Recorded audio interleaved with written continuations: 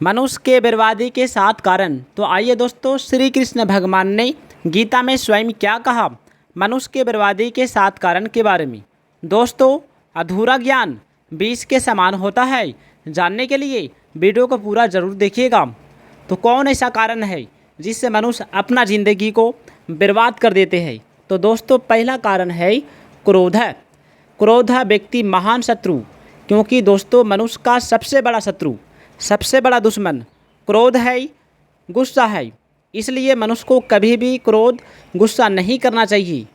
क्योंकि दोस्तों, कोई भी व्यक्ति यदि क्रोध के आवेश में आ जाता है तो वह व्यक्ति अपने से बड़ों को इज्जत नहीं करना जानता है, कैसे उसका सम्मान किया जाता है वो नहीं जानते हैं। और कभी कभी ऐसा होता है कि माँ बाप की हत्या कर देते हैं, उनसे गाल बजाने लगते हैं, आंखें दिखा दिखा कर बातें करने लगता है। और कभी कभी ऐसा होता है कि अपना गुरु का भी अपमान कर देता है। और ये भी होता है दोस्तों कि अपना गुरु को भी हत्या कर देते हैं। अतः दोस्तों, हमें क्रोध के आवेश से बचना चाहिए। क्रोध के आवेश को रोकने के लिए हमें शांत जगह में चले जाना चाहिए, कोई महापुरुष का किताब पढ़ना चाहिए, तभी हम अपना क्रोध को वश में कर सकते हैं। और आइए दोस्तों, जानते हैं श्री कृष्ण भगवान ने गीता में सबसे बड़ी बात कहा कि लोभ व्यक्ति को बर्बाद कर देता है। इसलिए कहा जाता है कि लोभ ही पाप का जड़ है। और अगला कारण है दोस्तों, गर्भवती महिला की हत्या कर देना। जो भी व्यक्ति गर्भवती महिला की हत्या कर देता है वह सबसे बड़ा पाप का भागी बनता है, उसे नरक भोगना पड़ता है। अब आइए जानते हैं मनुष्य के बर्बादी का सबसे बड़ा कारण क्या है।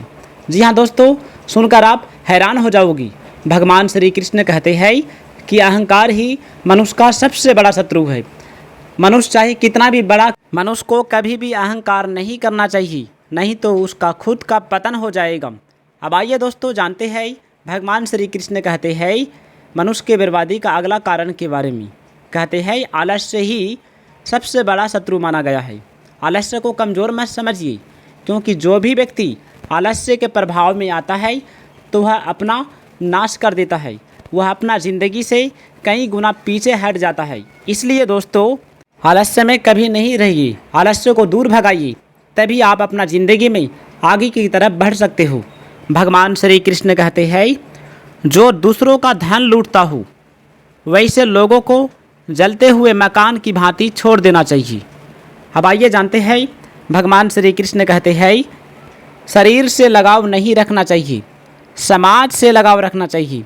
शरीर से लगाव रखने से अहंकार का भाव बढ़ता चला जाता है, जबकि समाज से लगाव रखने पर अहंकार समाप्त हो जाता है। दूसरों की पैसों और चीज़ों तथा दूसरों से सेवा कर देना ही सेवा नहीं है, बल्कि अपने लिए कुछ भी न चाहकर दूसरों का हित कैसे हो, उन्हें सुख पहुँचाए, इस भाव से कर्म करना ही सच्ची सेवा है। जैसे बिना किसी प्रेरणा से पाए मनुष्य यत्नपूर्वक अपने शरीर की देखभाल करता है, इसका अहंकार भी नहीं करता। इसी प्रकार दूसरों की सेवा करना सच्ची सेवा माना गया है। बुराई का त्याग होने पर दूसरों की जो सेवा होती है वह बड़े से बड़े दान पुण्य से भी नहीं हो सकती। इसलिए बुराई का त्याग भलाई का मूल है। जिसने बुराई का त्याग कर दिया है वही प्राणी मात्र की भलाई में जुट सकता है।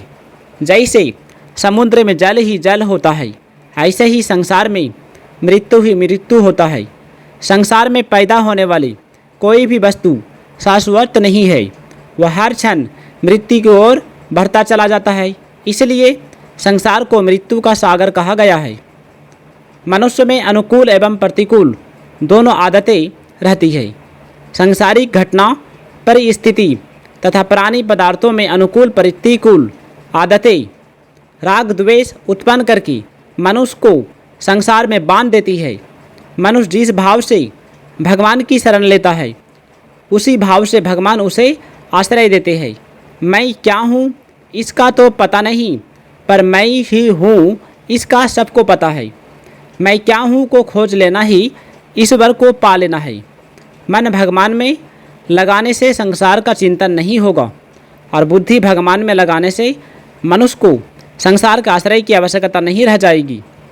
सांसारिक सुख पदार्थ कर्म करने से प्राप्त होते हैं, लेकिन भगवान की प्राप्ति भावना द्वारा होती है। कर्मों को भगवान को अर्पण करने से व्यक्ति आसानी से भगवान को प्राप्त कर लेता है। किसी एक विषय में होशियारी प्राप्त करने के लिए बार बार प्रयत्न करने का नाम अभ्यास है। मन पर नियंत्रण ध्यान तथा अभ्यास द्वारा किया जा सकता है, ज्ञान द्वारा नहीं। कर्मों से लगाव और फल की इच्छा ही संसार में बंधन का कारण होता है। कर्म हो लेकिन लगाव न हो तथा फल की इच्छा न रहने से कर्म फल त्यागी व्यक्ति आसानी से सांसारिक बंधन से मुक्त हो जाता है।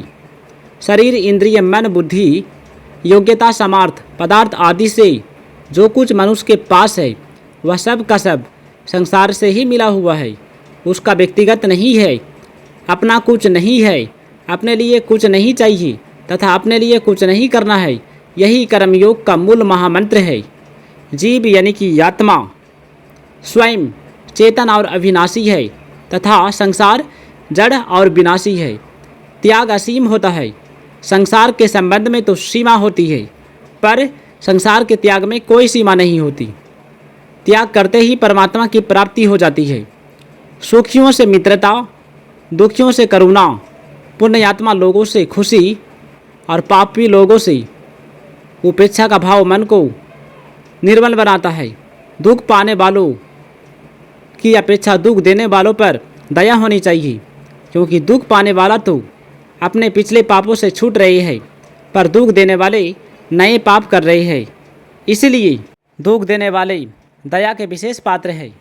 भगवान का भक्त सुख दुखों की प्राप्ति में समान रहता है, उसमें कोई विकार उत्पन्न नहीं होता। भगवान को तो सभी प्रिय है, परंतु भक्त का प्रेम भगवान के सिवाय कहीं नहीं होता। किसी वस्तु की इच्छा को लेकर भगवान की भक्ति करने वाला व्यक्ति असल में उस इच्छित वस्तु का ही भक्त होता है, क्योंकि वह वस्तु के लिए ही भगवान की भक्ति करता है, न कि भगवान के लिए। सांसारिक चौताराई वास्तव में चतुराई नहीं है, क्योंकि इस अंतःकरण में जड़ पदार्थों का आदर बढ़ता है, जो मनुष्य के पतन का कारण होता है। शरीर का मान अपमान होने पर भी अंतःकरण में कोई विकार पैदा नहीं होता। यह समता में स्थित भक्त की पहचान होता है। मनुष्य में संपूर्ण प्राणियों के प्रति करुणा का भाव पूर्ण रूप से भले ही न हो, पर उसमें किसी प्राणी के प्रति अकुराना निर्दयता का भाव बिल्कुल नहीं रहना चाहिए। आइए दोस्तों, भगवान श्री कृष्ण कहते हैं कि काम, क्रोध तथा लोभ तीनों नरक के द्वार है। जीवात्मा इनमें फंसकर बुरे कर्मों में लग जाता है। जितना भी हो सके इन तीनों दुर्गुणों से बचना चाहिए। दोस्तों, चैनल को सब्सक्राइब कीजिएगा।